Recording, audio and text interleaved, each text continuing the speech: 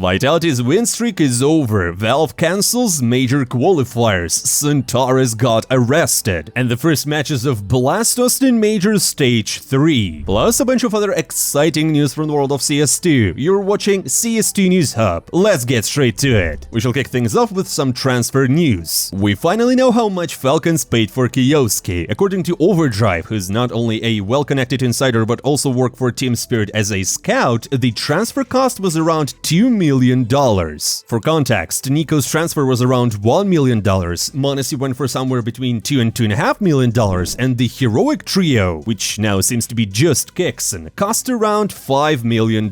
So yeah, turns out the young talent Kyousuke was valued higher than the veteran Nico Kovac. At least that's what Bubsky calculated. But I guess Nico's transfer cost wasn't that much because his contract was ending, basically. So yeah, in total, Falcons have spent somewhere between $10 and $11 million on transfers over the past 6 months. Of course, with oil money behind them, Falcons can afford to spend big, but here's the interesting part. Technically, Falcons could sue Spirit, mainly because it was Overdrive, a current Spirit employee, who revealed the transfer fee of Kyousuke, even though most reshuffles are covered by NDAs. And since he's the part of the org, that could be considered as a breach of confidentiality. But will Falcons' lawyers actually take action? Who knows? But given how much they thrive on transfer hype, they might just go roll with it. After all, this kind of drama definitely puts a spotlight on their roster, and people will just switch their minds to transfer saga instead of thinking about the Austin disaster. Also, there's been a roster move in Liquid. They've officially signed Siuhy to the team. Previously, the Polish IGL was just standing in, like a trial of some sort, so it wasn't clear if he'd get a permanent spot. But in the end, Team Liquid decided to take a chance on the young yet already experienced captain and locked him in as a full-time player. A bit of surprise considering the team finished dead last in Bucharest and placed 12th at IEM Dallas, only managing to win against FaZe with a stand-in. As for the transfer fee from MOUZ, it hasn't been disclosed. Looks like Team Liquid knows how to do NDAs. Hey guys, before we jump to the next news, let me just take a minute to tell you about our friends at ForceDrop. They're one of the oldest and most trusted case opening websites out there. These guys have been in the game for over 9 years. Whether you're into free cases, super cheap ones, or rare and risky drops, they've got it all. There are also tons of game modes to check out, battles, contracts, and my personal favorite, Upgrade, where you can turn a basic skin into a knife. They also run constant giveaways for those who deposit, with some seriously juicy prizes up for grabs. Plenty of deposit options too, including crypto. And if you use crypto, you will get an extra 3% bonus. And here's the best part, we've got an exclusive promo code for you, News Hub. Enter it on the site or just click the link in the pinned comment, and you will get a 40% bonus to your deposit, top-tier drops, and instant cash outs. That's what ForceDrop is about. Check it out and see for yourself. Looks like roster changes might be coming to Navi. The first rumors started with analysts some time ago, but then Blade gave an interview where, in his classic fashion, he said that changes after the major are possible, but it all depends on the team's results. I mean, he said similar things before, but it's unclear what exactly counts as an acceptable result. Maybe they're just delaying the inevitable. Now, my friends, let's think. Who's most likely to get the boot? Theoretically, it could be Wonderful. Has been, let's say, inconsistent, and there's been tension with the fans. He might be the first on the chopping block. Another possible candidates are Alexi B or Ime. You know, these two clearly had some friction. Just think back to the argument during the EPL match against Tyloo. And also, even JL has been underperforming recently, so honestly, lately it feels like only Bit has been consistently delivering. Guys, are you expecting roster moves in Navi? Tell us in the comments below. While Navi's main roster might be heading for changes, their academy squad has been doing so well that someone's already trying to buy them out, and that someone is Cloud9. This information comes from Hirumi, an Eastern European insider, and while it's still unclear whether the deal had been finalized or not, or even how much the buyout would cost, the interest is definitely real. That said, giving away this roster might not be the smartest move, because we all remember how things went with the former Gambit lineup. Just for the context, Cloud9's last appearance was at the major in China, and there they placed very low.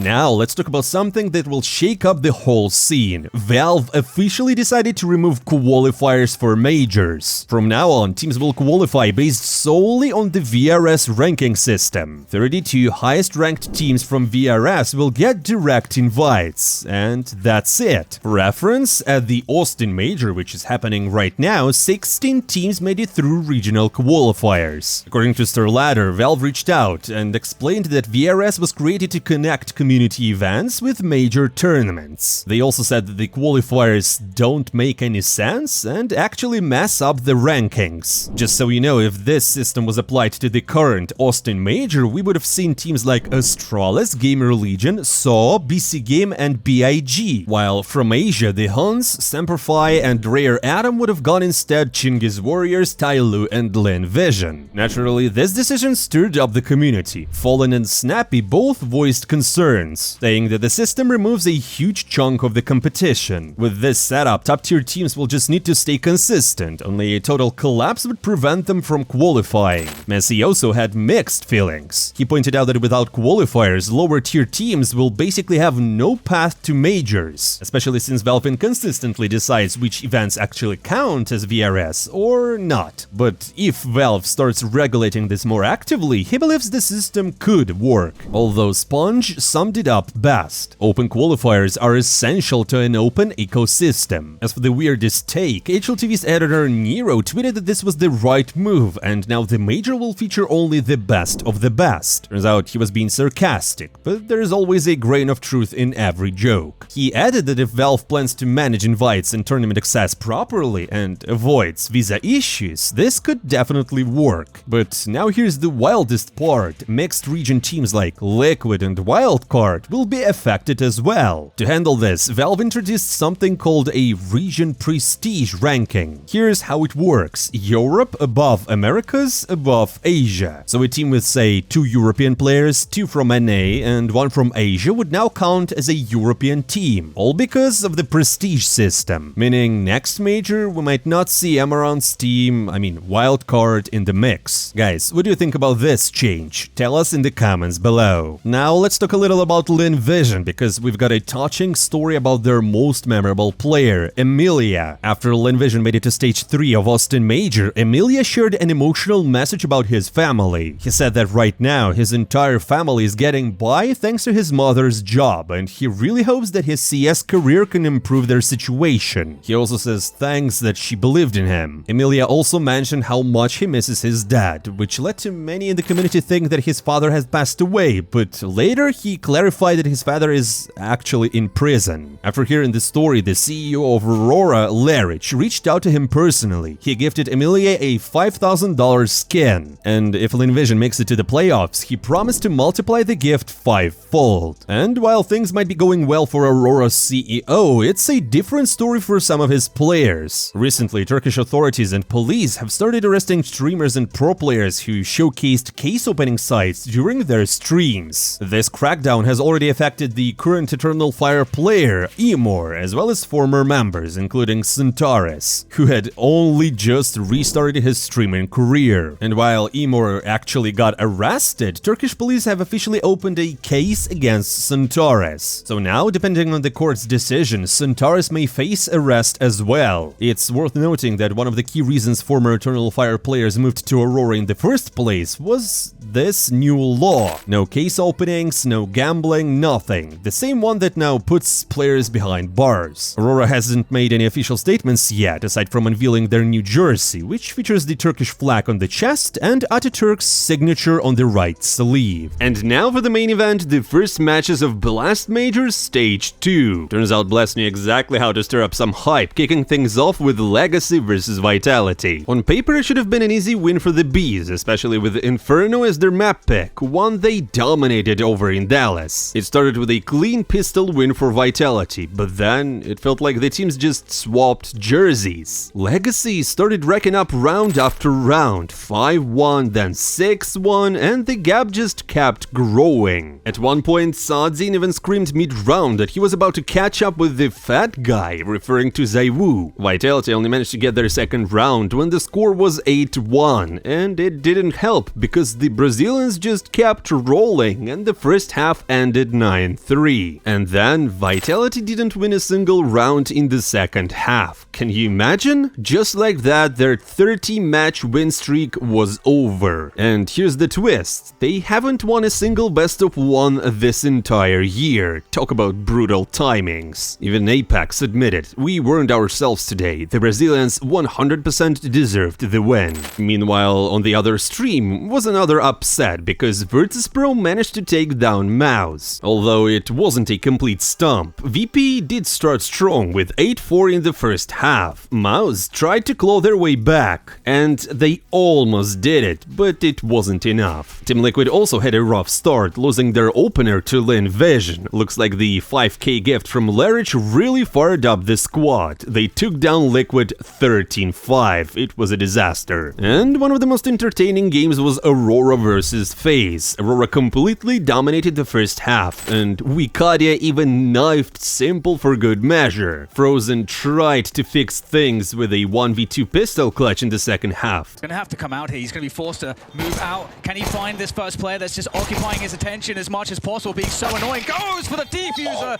Can't get it connected! Oh my goodness, but actually, he came off of it? Oh my god, Maja! He doesn't have time, that's unreal!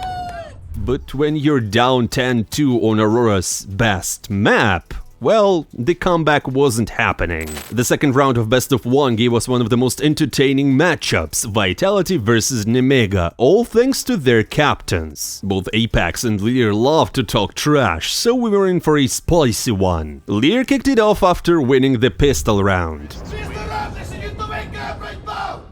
Apex didn't take long to respond, he was already yelling in the very next round. And from there on, it looked great.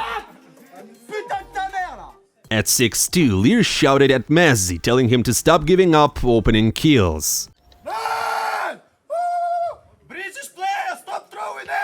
Then, in the following round, Apex started screaming in Russian. Yeah, those words. That's it, playing CS every day. And can you imagine, Lear fired back in French, coolly saying too easy, which meant.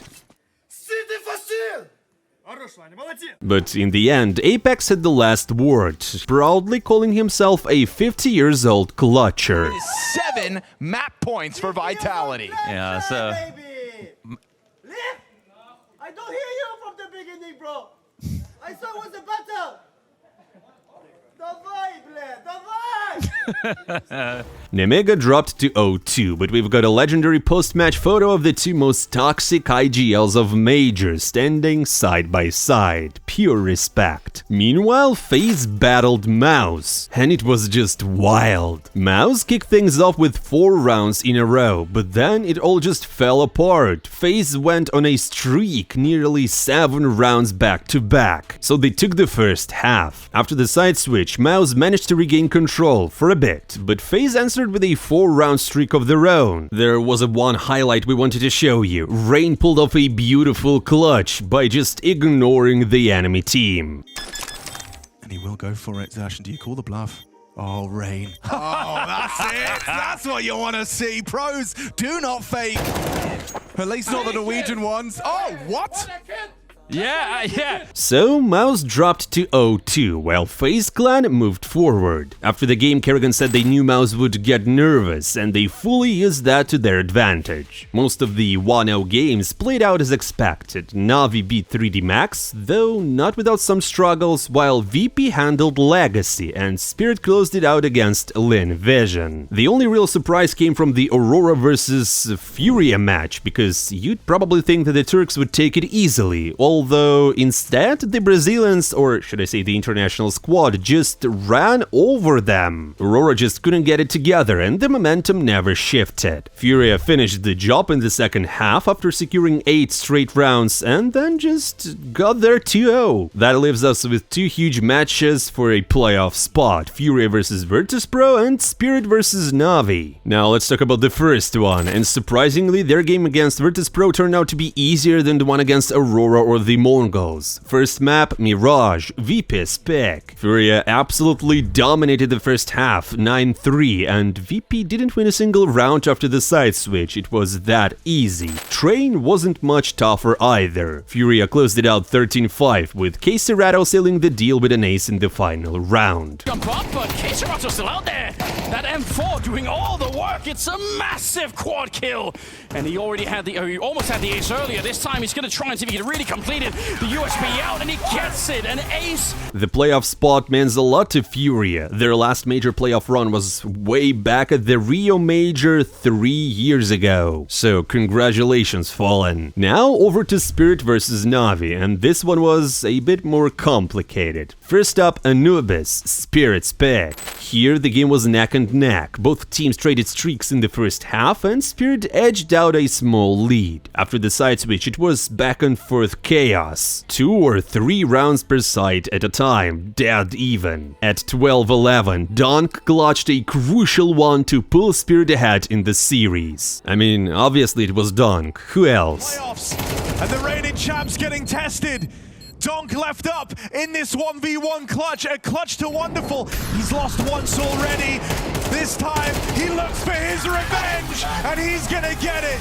Then came Train, Navi spec. On paper it should have been a close fight, but all of a sudden Spirit just steamrolled the first half, 11-1, and then wrapped it up in the second, clean. Alexi B, by the way, finished the map with just 1 frag, and yeah, I remind you, it was Navi spec. After the game, JL joked, "We all knew nobody picked Navi to go 3-0, so really we were just protecting your pick'ems." Bro, little did you know that I did it. I put Navi in 3-0, so thanks for ruining my pick'ems. That's honest, by the way, I'm not lying. Anyways, in the elimination match, Pain took on Nemiga. Map 1, Ancient Nemiga spec. Here, the only highlight was a sick 1v4 clutch from Lear, which gave Nemiga full control of the first half. They kept it solid and closed it out in the second half, no much trouble. Map 2, Anubis, Pain spec. Here they started strong, but Nemiga answered with 5 straight rounds and tied the half. After the switch, Pain's T-side was unstoppable. They just rolled over Nemiga to take it to map 3. On Dust 2, Pain opened with a dominant T-side, but Nemiga managed to regroup and close the half just 7-5 behind. But then, Pain just locked down the defense, letting Nemiga take only 2 rounds. So that obviously wasn't nearly enough, and Nemiga are out of the tournament. As for what's next, well, time to dig potatoes for Larich. Yeah, that's because Aurora's CEO made a bet with the players, we remind you. If they did make it to playoffs, they'd get the skins, which will cost a lot. But since they didn't, they owe him a few sacks of potatoes and some gardening work. And that's all for today, my friends. Thank you for watching. Don't forget to hit the like button to follow our channel and drop by in the comments below, as always, because it helps us to develop.